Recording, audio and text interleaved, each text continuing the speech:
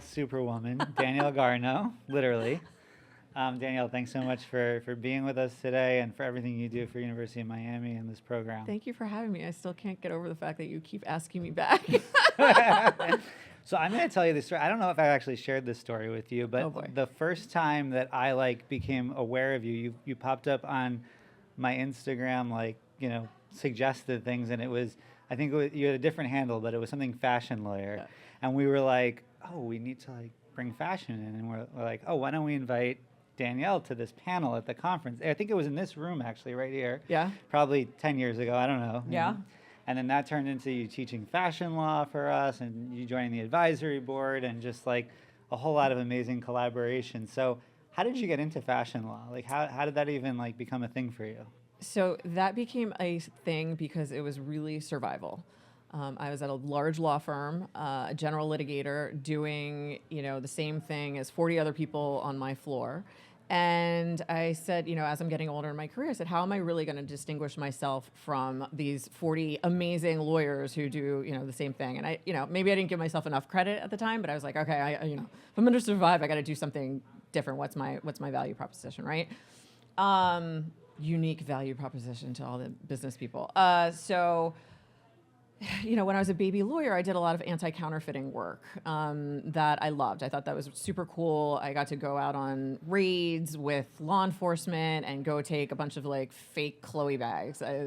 For somebody who is into fashion, this is amazing, right?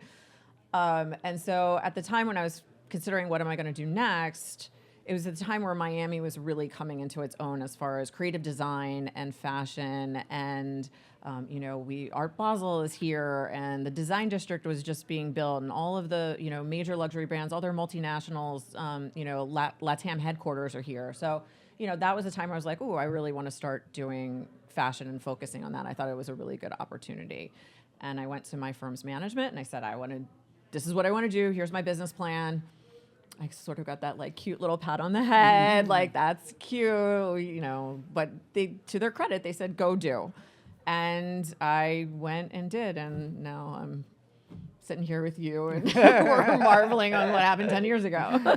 So, and fashion law, like sports law, like entertainment law, isn't its own body of law. It's a whole lot of different areas that kind of, umbrella under a particular industry. So talk about being in a law firm, in a big law firm, the importance of having colleagues in other departments and you being the one that's having to kind of pull them together to put on deals and help with things that you're bringing in. Yeah, it's really like quarterbacking, right? So you're like you said, it's an industry practice, so it encompasses intellectual property, employment, data privacy. Now really AI is becoming a huge focus, particularly in fashion and entertainment.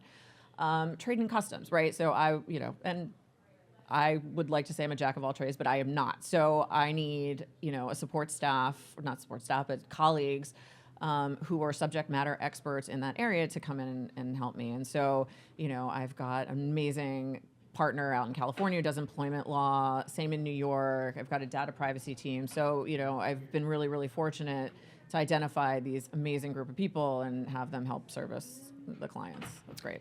And what's been the most exhilarating transaction that you've ever worked on, or deal you've worked on, or litigation matter? What's been the one that really sticks out in your head? I think it was just because now that I'm old and my memory doesn't come. What comes top of mind was the Kendall Jenner ad that we did for a client by far. And, what I like, because I'm really a litigator, born and raised for better or for worse. I come from this background where everything is, contentious and litigation, and my practice is really shifted towards transactional. And what I love about it is you're really working towards something. And particularly in entertainment and fashion, you're working towards an amazing campaign or something, that's creative or something that comes about. There's another one I can talk about too. But anyway, so seeing that campaign come together with all the, Mariah Carey's music and Kendall, it was just an amazing, amazing experience. What about the Rihanna? Didn't you do? The Rihanna, yeah. So the Rihanna Fit Match deal was also super cool with our tech company using their tech in Savage X Fenty's stores. That was cool. We did a very high profile fashion show for an Italian luxury brand in Hollywood, California. May or may not have seen it. That was an amazing, amazing experience, seeing that thing come together. Yeah, no, it's, you know, it's great. Look, it's fashion. It's fun, it's visual, it's wonderful, and it's really neat to see all these things come together. How have you seen the industry change in the time that you've been working in it? COVID wasn't great. You know, we've seen a lot of, I would say the businesses that went under at the time were not going to survive, I think, long term, and COVID just sort of accelerated that process. I think you're seeing a lot of the LVMHs, the Kerings, really sort of start to bring in, you know, you've got the Tapestry pre-merger. So you're starting to see a lot of like conglomerates, you know, buy up younger brands, a lot of M&A work. It's interesting. It'll be really interesting to see, you know, how everything sort of shakes out. But talking about like your career and the arc of your career, how do you balance it all, honestly? Because like, I obviously know you, we're friends, and you do so much. You give so much to us. I mean, that would be like enough on its own, but like you have 4 kids, you have a family, you know, all your kids are doing different activities I see all the time. You have an amazingly booming practice. You're at charity events. You're giving your time to the community. What's like the key? What's the secret sauce? Caffeine. Lots and lots of caffeine. No, I think it's really figuring out, and I was just telling someone this. I said it's triage, right? It's figuring out what needs you most in that moment. You know, I travel a lot. My kids understand that I'm not going to be at every home game or every, you know, soccer match, or, you know,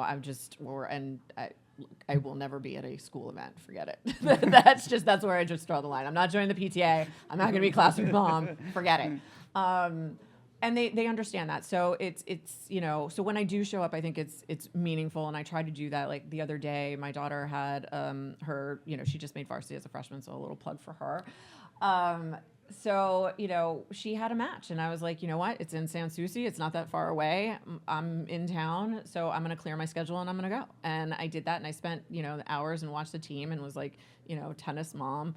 And I love that. So it really is just about figuring out what needs you most in that moment and making time for that. So something else I just admire so much about you is how authentic you are in all of everything that you do, and particularly like online and on social media, and it's so needed. Can you just talk about like kind of, you know, was there like a moment where you were like, flip that switch, like I'm going to be my authentic self? Was that just always who you were? Honestly, I think it comes with age, just where I just zero Fs, right? Like at this point, like what's anybody going to do? But I think that it is, look, my mom always said that, you know, there's only one Danielle, and that's, you know, that's you, and you can be the best you. You can't be anybody else. You can only be you. And that sort of resonated with me as, you know, I can only be my authentic self. I can't be anybody else. And, you know, my social media reflects that.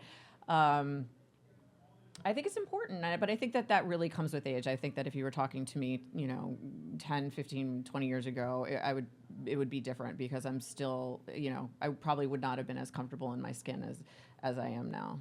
Do you ever get like pushback, like professionally, like why'd you do that, or why'd you say that, or and how do you like manage that? No, I then don't. You're working in the right places. Yeah, no, I think to my firm's credit, you know, and look, I don't go crazy, you know, I'm not so insane, but you know, it is very me. It's very authentic, and I don't really hold back. And I do give credit that's like, okay, we accept her for who she is, and you know, they embrace it.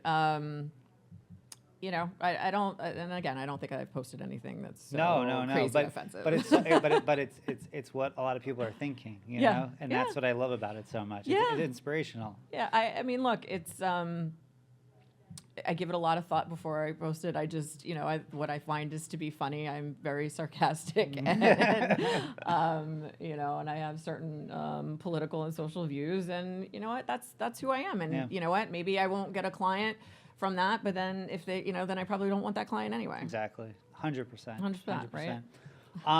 You've given so much to this program, and you said, you just said, you're so excited that we keep on asking you back. But I think it's actually the opposite, that we're so excited that you keep saying yes. So what is it about, working with the students here at University of Miami or being involved in the Entertainment Sports Lab program that keeps you coming back and keeps you energized? So when I was first approached with the opportunity, and I never saw myself as a teacher. In fact, I went to law school just so that was the only option, right? I was like, I don't know that I want to become a lawyer, but I know I can't teach, so, I'm going to do this. And, again, with 4 kids, a job, all the stuff, the charitable organizations, I was like, oh my God, I don't know that I'm going to have enough time to do this. And how am I going to do this? And a former partner of mine said, you've developed it. It's your corner. They asked you first, at least I think you guys did. And if you don't do it, they're going to ask somebody else. And I said, oh, you're right. And so, I did it. And I will honestly tell you, and I told Howard and Harold this and you multiple times, it is the best thing that I do. Like, it gives me so much energy. The students are super engaged, and I learn so much from them each class. They are so on top of what's happening, culture, technology. One of the assignments that I have is, write an article about a case and then present it to the class. And, and every year there's new cases and new angles, and it just keeps me so energized, and I love it. And again, I'm eternally grateful for the opportunity. So thank you. Well, thank you. We'll end with some quick hitters. So what's one thing that we may not know about you that you like to do in your spare time? I play tennis. How long? You have probably you been know doing that. I've been playing tennis since I was probably about 10. And I love it. So now that my daughters are picking that up, it makes me very, very, very, very happy. Favorite food? Pizza? You have a favorite place in Miami? No. Miami Slice. Yeah? Oh, okay. Really, all really right, good to know. Good to know. I like Prince Street in New Prince Street's York, good. and now they're here, but Yeah. I haven't had it here Yeah. yet. So It's better in New York. okay. And is there a dream client? You worked with so many amazing people that the answer may not just be like you've worked with everybody, but is there a dream client or a dream collab or something that you would love to work on one day?